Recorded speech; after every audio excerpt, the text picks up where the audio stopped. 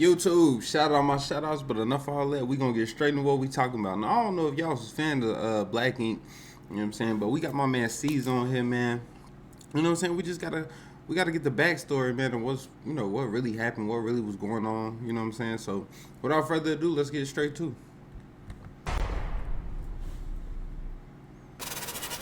We have a Brooklyn legend via Queens and Harlem and the Bronx and Staten Island. The man is as New York as the Chrysler Building, and he's got more stories than that.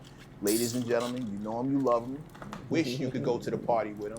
Ain't no baby oil, just a lot of Hennessy. One time for the boy Caesar. C's, what's the word? Thank you.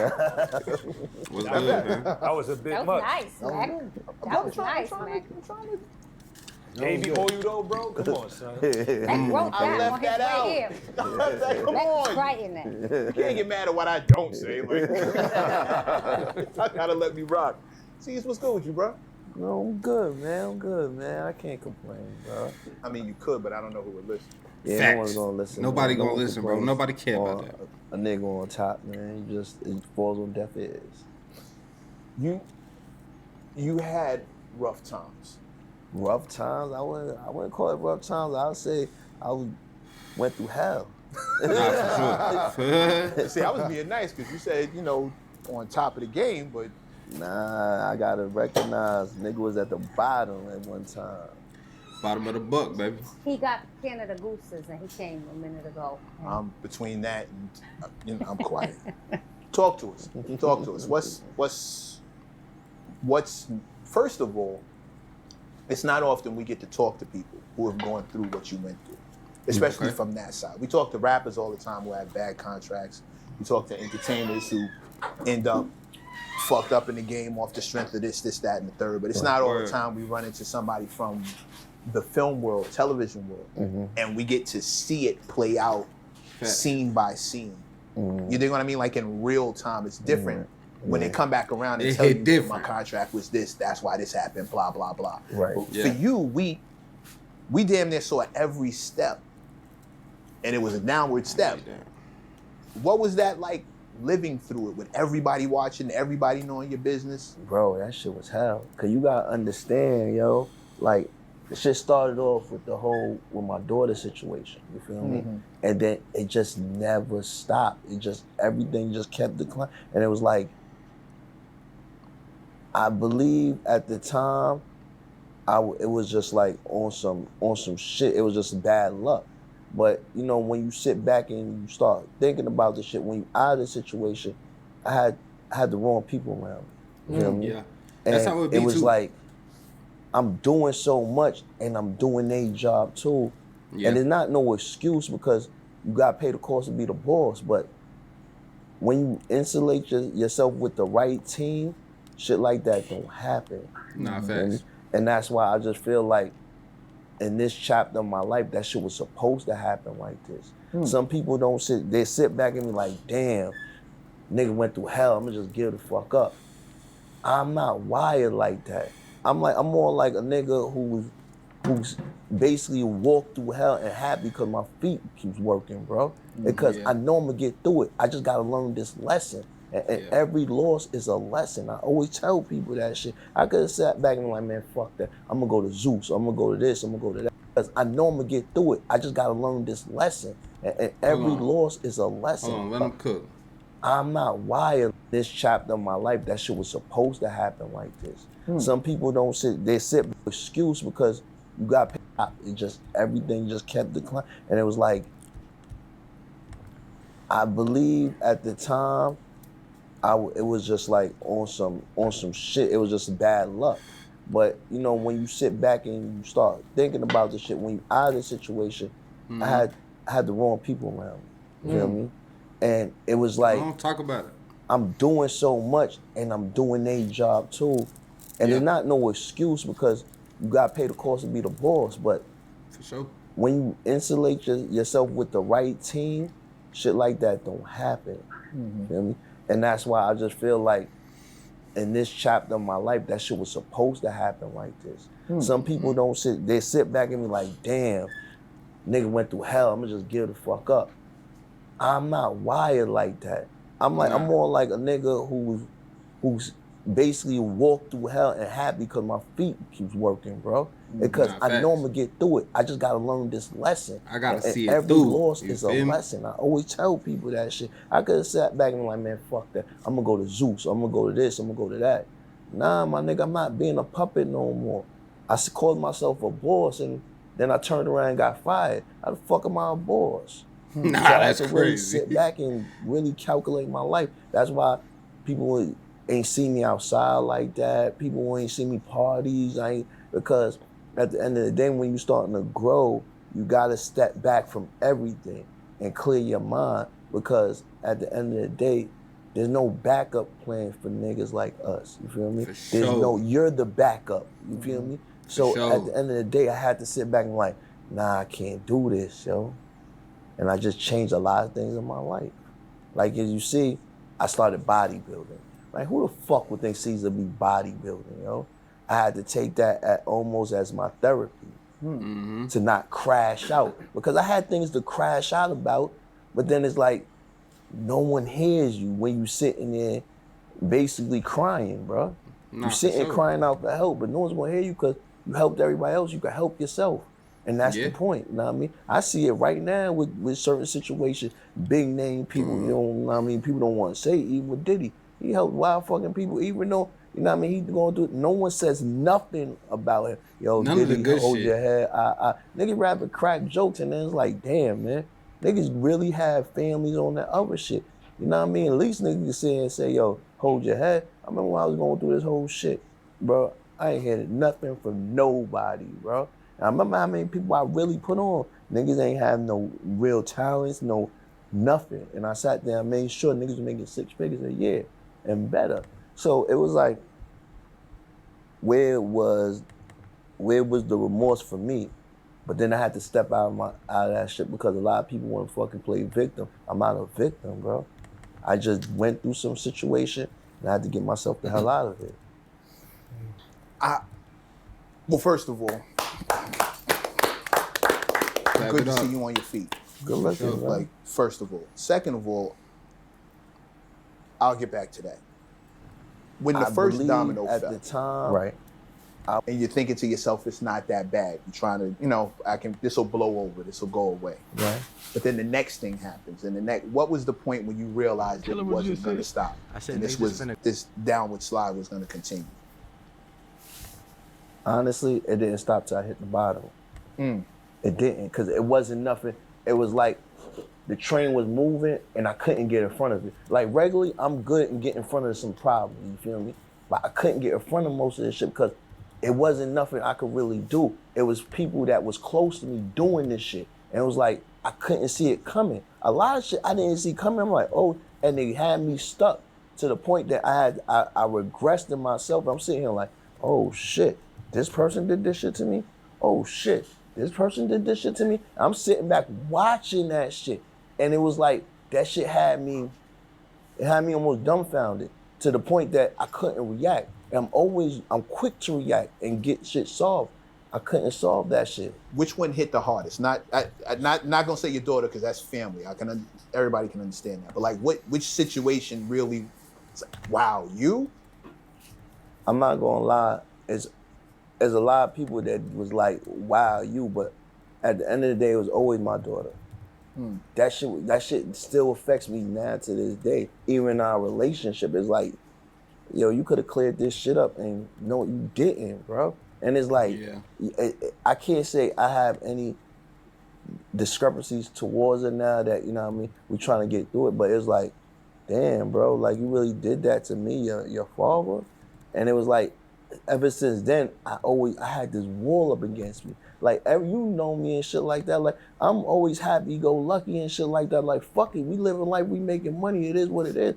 But it's like, that shit started to make me, I wouldn't say depressed, but I just started feeling like I ain't want to be Nigga, that should have around wear people. down on you, nigga. Well, you don't know who you can trust. Exactly. You know what I mean? It's like, when I always heard when old school, you grow up around your peoples, your niggas, and you hold them down. When I found out my niggas ain't my niggas, it's like, oh shit, what the fuck? Oh, I'm by myself in this world. Because I always sat there and thought, like, if you take your peoples with you, you always gonna be with your people. Y'all gonna grow old together, sit back and rocking chairs, laughing about the old days. But it ain't like that, yo. That shit's a fairy tale. And that bubble had to get popped. I thought, like, I brought niggas with me, you know what I mean? We on TV, we getting money, and it's like, damn, niggas just left me for dead. That's how it be. I had to take that.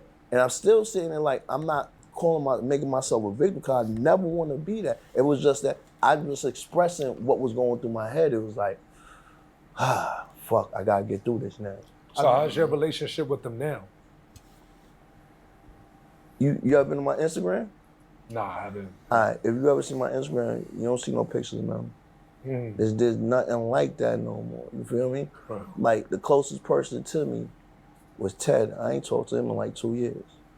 Damn. And this was all based off of what happened with the show and that Yeah, situation. with almost everything, with all the situation, you feel me?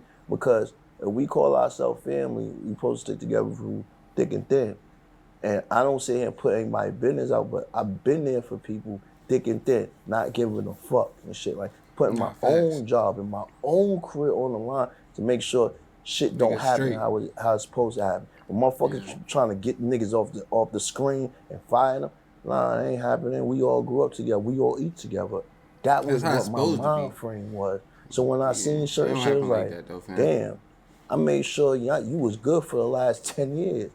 And you couldn't just sit there and hold me down or you say something in a situation like, yo, this nigga ain't that bad, bro. He went through something. You know what I mean? Everybody go through something. Niggas ain't even comment on me. And I like I said, I had to sit there and eat that because everybody be sitting there and pointing, man, fuck that, yo. He should have did this for me. Nah, I'm just saying the obvious. I'd have done that, but everybody ain't true. You think that any one of them really wanted your spot? And like kind of like wanted to see you fall so they can rise up? If you watch everything, you watch what was going on after I left.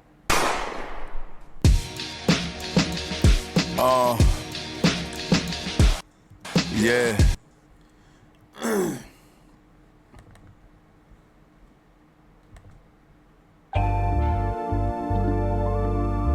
Philly. So I just want to go back to that. If you could kind of break down, how did that happen if you were the boss? See, what happened was, right, I thought my contract was set up in a certain way, that couldn't happen to me. And if it did, you know what I mean, I leave with my shit and they go with their shit. Right. What happened was, it wasn't like that because, you know, you pay lawyers in certain ways, but people keep telling me, oh, why didn't I do this? Why didn't I do that? You learn the rules. You pay your lawyer to make sure this happens. With entertainment lawyers, especially with a big ass company like Viacom, they work with, that's the headquarters of all the motherfucking entertainment lawyers negotiating big deals in the city. So you can sit there and work out some deal for your other clients, but then sacrifice the other one for that. So what happened was, I got sacrificed. I thought I had a airtight fucking contract. I had it renegotiated, did this, to the point I thought I was guaranteed certain money, certain things. That ain't what happened. He told me, yeah, I got that, I got this for you, I got that. I sounded like, all right, bet. I gotta get back to my business and shit like that. Not knowing, it wasn't even like that. And then when I had somebody else read over it, it was like, I ain't get fucked over.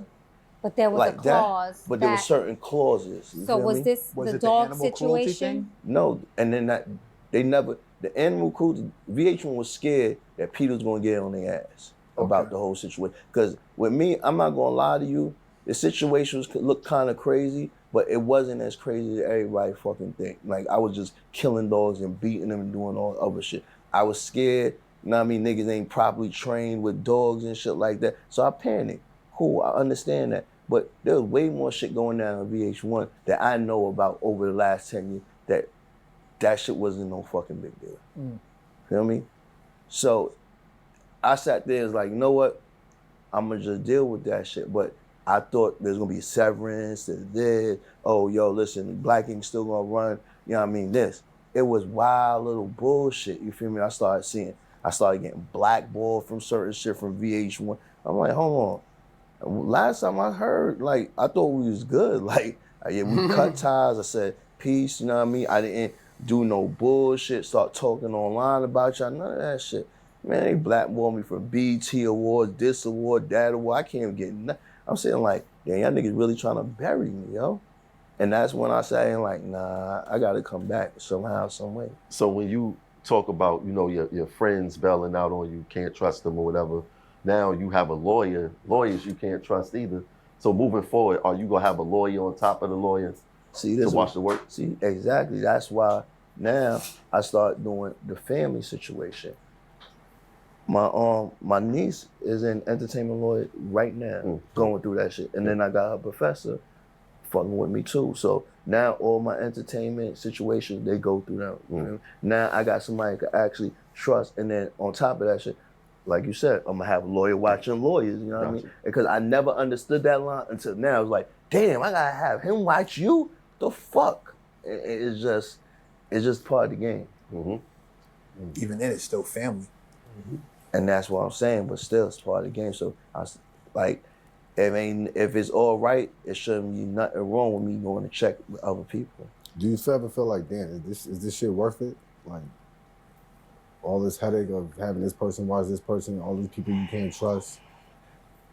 I really thought about that shit before, yo. That's why I really chilled for these last 2 years. Because I had to really think, like, do I really want to go through all this shit? Because you got to understand, there's a lot of motherfuckers that back did some bullshit to me and it was like, damn, do I really want to put myself out there? Because to me, it really was embarrassing going places, you know what I mean? Because everybody seen that shit. It's like everybody watch it. They see your epic climb, but they watch your fucking downfall. And it's like, they be like, hey, C's, and you don't know if they saying, hey, C's, you stupid motherfucker, or hey, C's, we're really proud of what you did, you feel me? Right. So I had to get that shit out of my head.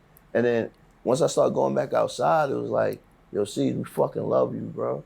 Like, nah, whatever you did for the culture, you did it, bro. Don't let anybody, and I keep hearing that shit, and it kept reassuring me like, nah, I just fucked up. I had a bad moment, but I wasn't a bad person. Because like I told you, I'm sitting in the hospital like, what the fuck, yo? I must be a bad person. If I went through all of this shit and God laid me down and put me in the hospital near death, I really started thinking like, what the fuck? I'm a fucked up person. But then when you start talking to people and people start reassuring you, and it's complete strangers, it's funny because it's complete strangers that I don't know and I'll probably never see again. It's sitting here like, my nigga, nah, get back on your feet. You got this, yo. Nah, I gotta do it for the people now, yo. I think you're too petty to stop. That too. I think you got to get it back. I got to and more. Because I worked hard for that shit, bro. I seen a vision. A lot of motherfuckers ain't know my vision or could even grasp that shit. So it was bigger than tattooing. It was bigger than just black ink. I seen something way bigger than that. And when we got there, we took it as, we didn't take the opportunity and really grasp the situation like, yo, we really did. We were shocked. Like, damn, y'all took us dirty little motherfuckers off 113th Street in Lenox, made a hit show out of it. All right, fuck, we gonna ride to the wheels go. But then it's like, damn, bro, we didn't take that whole opportunity because we could have did something bigger. We could have made a couple 100 other shows coming out of Harlem or the Bronx to put on. You know what I mean? It could have been something different. And that's why how I feel now is like, nah, I gotta change this whole demographic, bro. I got to. So you're still going for it, is what I'm hearing. Yeah, I'm still going for it. Talk to us about the new team. Before we started filming, you said you're putting the team back together. Yeah. Who? Everybody. Who made it past, who made the cut? Like who, how, who? Listen. He did say he's a businessman. Listen.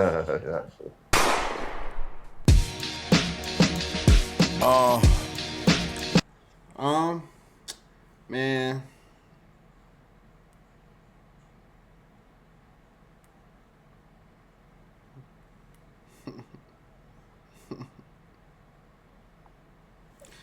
Yeah, man. Y'all let me know what y'all think in the comment section down below, man. Like, comment, subscribe, and I'll see y'all next time.